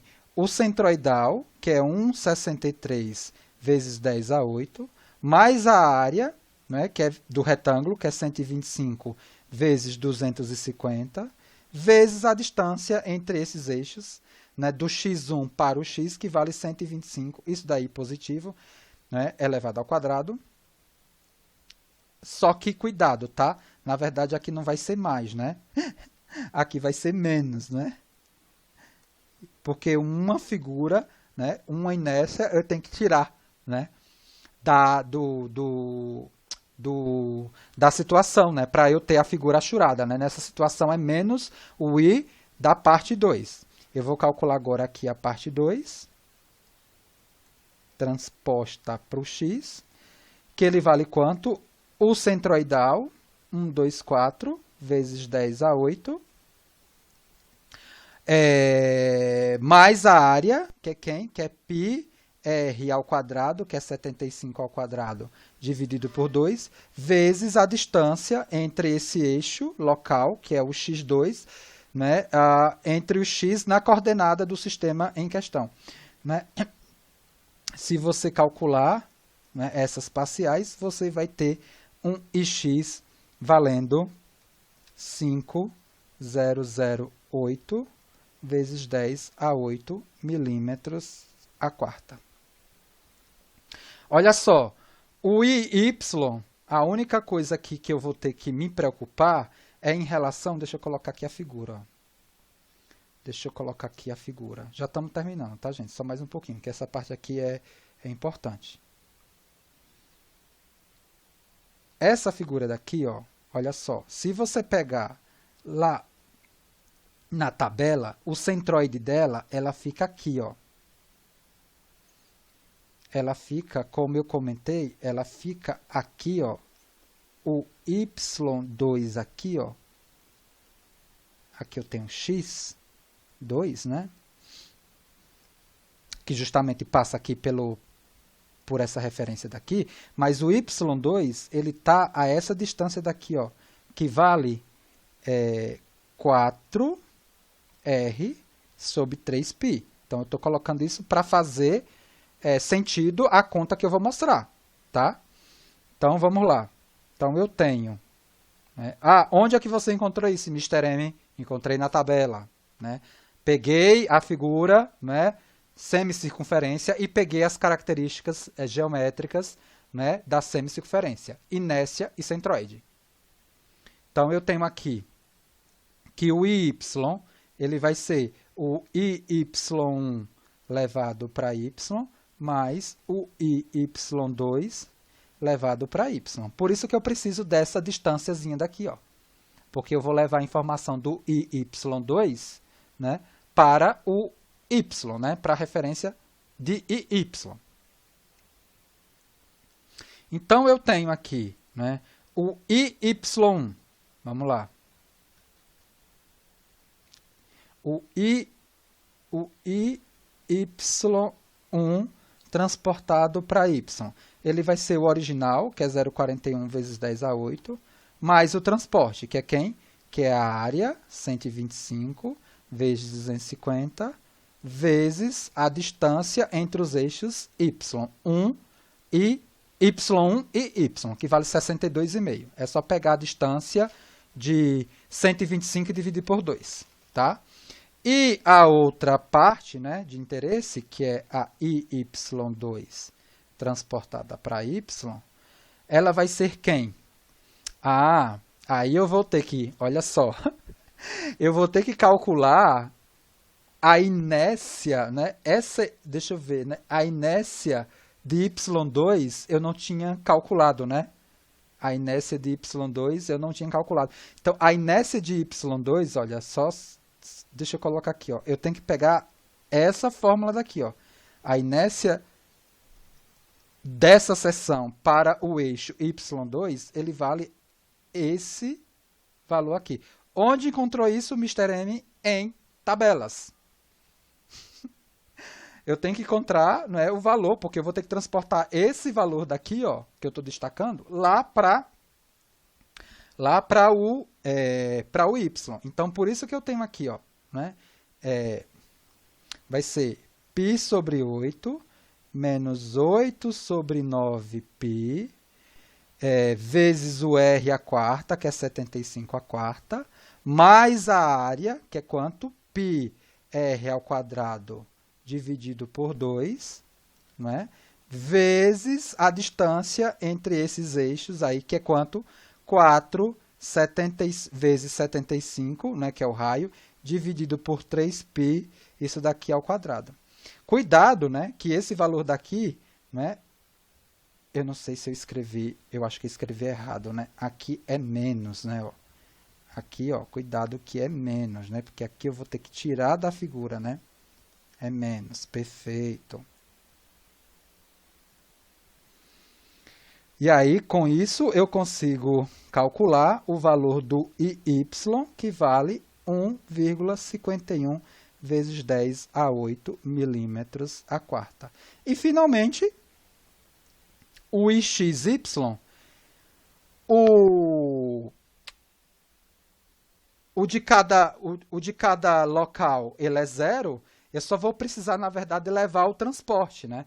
Ou seja, a inércia de cada uma das partes, o produto de inércia de cada uma das partes, ela é 0, porque tanto a parte 1 quanto a parte 2, em relação aos eixos, né, de referência, tem simetria, então ele vale 0. E o que eu estou fazendo aqui é o transporte. O transporte da parte 1, que vale 250 vezes 125 vezes as distâncias, não é?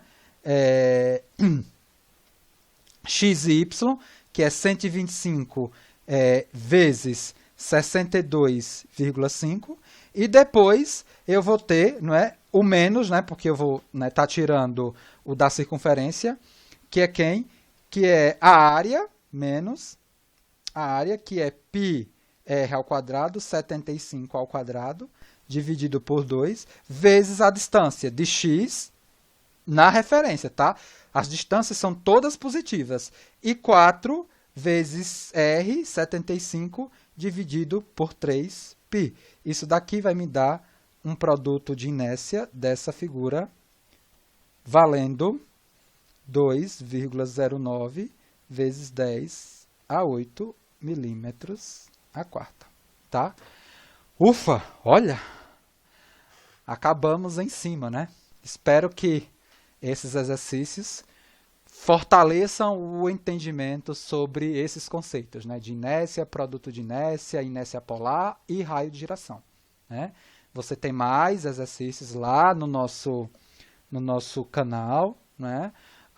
E próximo momento síncrono a gente vai voltar a aplicar isso daqui, determinação de inércia e produto de inércia, mas não no sentido de translação, e sim de rotação. Por isso lá do círculo de Mohr, que até o Wilson já tinha comentado. Tudo bem? Então, eu volto aqui só para me despedir de vocês, né? E eu espero que vocês consigam, no próximo momento síncrono, me dar uma resposta para essa situação aqui, ó. Por que que a situação de configuração 2 lá suportou mais carga que a configuração 1? Eu quero uma resposta, né, dentro da lógica de mecânica dos sólidos, dentro da lógica do conteúdo que a gente discutiu hoje. Tá? Perfeito, gente? Boa noite. Eu vou só finalizar aqui o vídeo, tá?